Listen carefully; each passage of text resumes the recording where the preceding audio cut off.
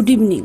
দুপুরবেলা খাওয়া দাওয়ার পরে আজকে দেওর বলল একটু সবাই মিলে যাব পাঁচমুড়া। বৌদি তুমিও আমাদের সাথে চলো। যেই না বলা আমিও চট করে রান্নাঘরের কাজ সেরে নিলাম, ছেলেকে রেডি করে আমিও রেডি হয়ে নিলাম। ছোট কাকা শ্বশুরের সাথে ছোট কাকিমা আমরা সবাই মিলে গাড়িতে বসে চললাম পাঁচমুড়ার উদ্দেশ্যে।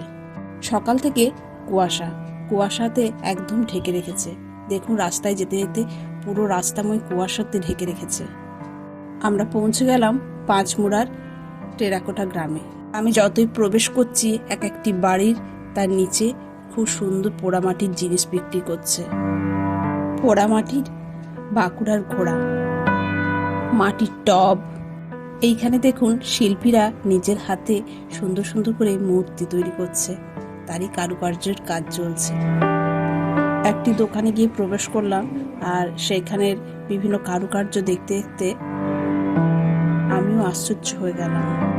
এঁটেল মাটি আর বালি দিয়ে এত সুন্দর মূর্তিগুলি তৈরি হয়েছে, সব নিজেদের হাতে তৈরি জিনিস। কি সুন্দর গণেশের ছবিটা দেখুন, পঞ্চপ্রদীপ আরো ধনুচি। এই দেখুন বোতলগুলো কি সুন্দর, রাধা কৃষ্ণর মূর্তিখানি ও কি ভালোই না দেখতে হয়েছে। কাপের সেট। আমি এসেছি কিনতে এখানে দেওরের বিয়ের জন্য মাটির থালা বাটি গ্লাসের যে সেট হয় ওর আইবুড়ো ভাতে খাওয়ানোর জন্য, সেটি এখান থেকে কিনবো বলে। কেনার আগে শিল্পী আমাদের প্রত্যেকটি রুমে ওনার যে কারুকার্য রাখা আছে সেগুলি ঘুরে ঘুরে দেখাচ্ছে, আর কত কি দাম আমরাও একটু জিজ্ঞেস করে নিচ্ছি।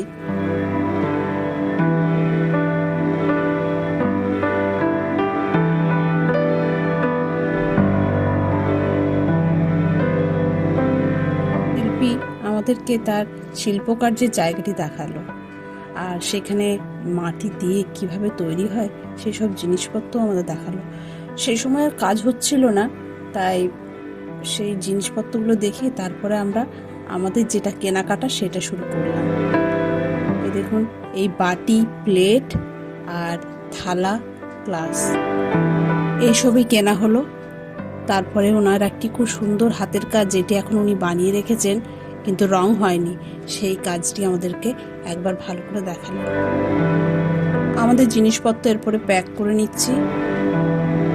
কেনাকাটা সমস্ত শেষ হয়ে গেছে, এরপর আমরা ফিরে যাচ্ছি বাঁকুড়ার জন্য। যেতে যেতে আরও দু একটা কিছু কাজ আমরা দেখে নিলাম, রাস্তার ধারেই সাজানো রাখা আছে। গ্রামের মধ্যে এসে যে কেনাকাটা করলাম অনেকটাই সস্তা পড়লো, যেহেতু বাঁকুড়াতে আমি যেসব বড় বড় দোকান দেখেছি তার তুলনায় অনেক কম, অনেক সস্তা পড়লো। পাঁচমুড়া এসেছি আর ত্রিধারা মিলন মন্দির না দেখে যাওয়া যায়, তাই চলে এলাম ত্রিধারা মিলন মন্দিরের কাছে দ্বিতীয় বৃন্দাবন দেখতে। এখন প্রায় সন্ধে হয়ে এসেছে। ও মন্দিরে খুব সুন্দরভাবে কারুকার্য করা আছে, আর অনেক শ্রীকৃষ্ণের যেহেতু মন্দির এটি, তাই শ্রীকৃষ্ণের বিভিন্ন ঘটনাগুলিকে মূর্তিতে রূপান্তরিত করা আছে। আমরাও কপালে তিলক নিয়ে ভিতরে প্রবেশ করলাম, যেখানে কীর্তন হচ্ছে সেইখানে। এই জায়গাটি হচ্ছে যজ্ঞকুণ্ড। দেখুন যজ্ঞকুণ্ডটি খুব বড়, আর চারপাশে বিভিন্ন নকশার কাজ আছে।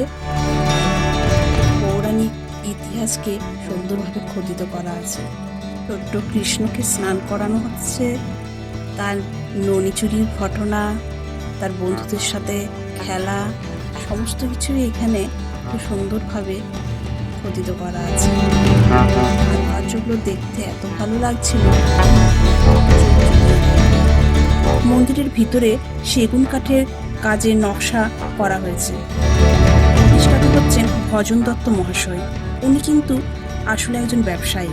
মথুরা বৃন্দাবন ঘুরতে গিয়েছিলেন, তিনি সেখান থেকে বৃন্দাবনের প্রতি যে ভক্তি তা বাঁকুড়াতেও নিয়ে এসেছেন। বাঁকুড়াতেও তৈরি করেছেন দ্বিতীয় বৃন্দাবন। রাধাকৃষ্ণের মূর্তিটি কি অপূর্ব দেখুন। দিন ধরে প্রচুর ভক্তদের ভিড় এখানে দেখা যায়। এখানে প্রসাদ খাওয়ার ব্যবস্থাও আছে। কেটে তারপর তার ভোগ নিবেদন করা হয়। চলুন মন্দিরের কারুকার্যগুলো আপনাদেরকে ঘুরে দেখাই।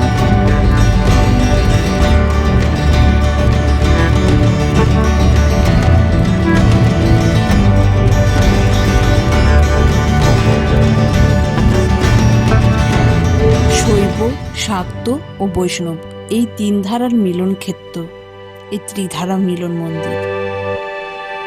চলে এলাম শিবের এই 25 ফুট মূর্তির কাছে। খুব সুন্দরভাবে তৈরি করা হয়েছে এই মূর্তিখানি। মন্দির পরিদর্শন করে বেরিয়ে পড়লাম বাড়ির উদ্দেশ্যে। আজকের ব্লগটি আমি এখানেই শেষ করছি। ব্লগ যদি ভালো লাগে অবশ্যই লাইক অ্যান্ড শেয়ার করবেন।